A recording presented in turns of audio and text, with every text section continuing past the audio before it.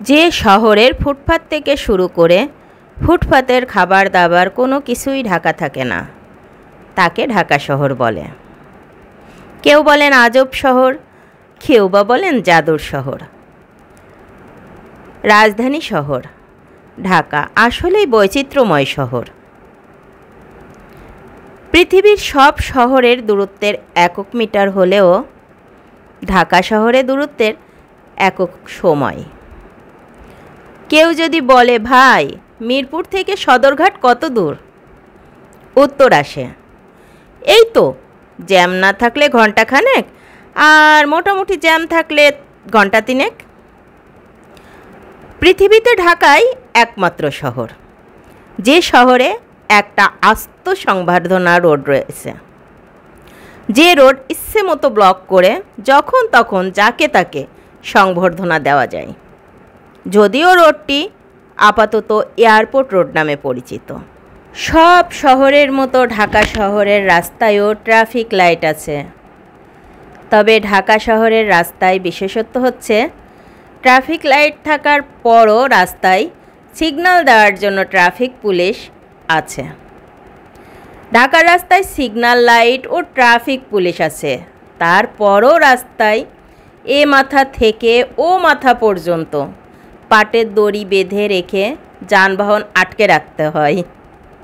ঢাকা শহরের লোকজন 1-1.5 লাখ টাকা দিয়ে মোটরসাইকেল কিনলেও মোটরসাইকেলের পাশাপাশি শহরের ফুটপাতও অলিখিতভাবে কিনে নেন। ফলে নিজের কেনা ফুটপাত দিয়ে ইচ্ছে মতো মোটরসাইকেল চালায় তারা। ঢাকা শহরের যে জায়গাটা সবসময় গাড়ি ঘোড়া, হকার এবং নানা ধরনের মানুষের ভরা থাকে, সেই জায়গাটার নাম মহাখালী। ঢাকায় টাকা ওড়ে এমন গুজব শোনা গেলেও বাস্তবে ধুলোবালি ছাড়া আর কিছুই উঠতে দেখা যায় না।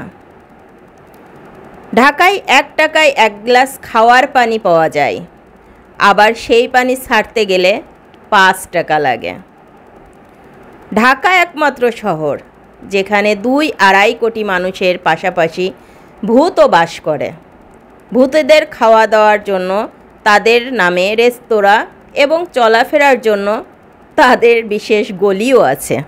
আর ঘোরাঘুরি করার জন্য বিভিন্ন জায়গা বেছে নেয় ঢাকা শহরের মানুষ। তার মধ্যে একটা টেকচির মোড়, এখানে এখন লোকে ভরপুর থাকে।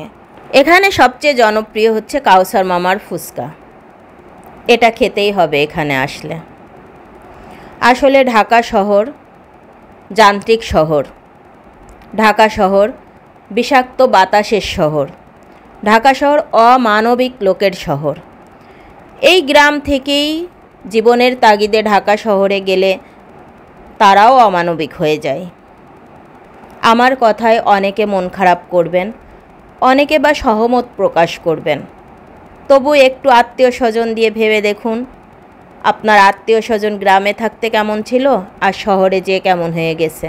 আসলে জীবনের তাগিদে ঢাকা শহর গেলে সবাই একটু পাল্টে যায়। হ্যাঁ, এটাই বাস্তবতা।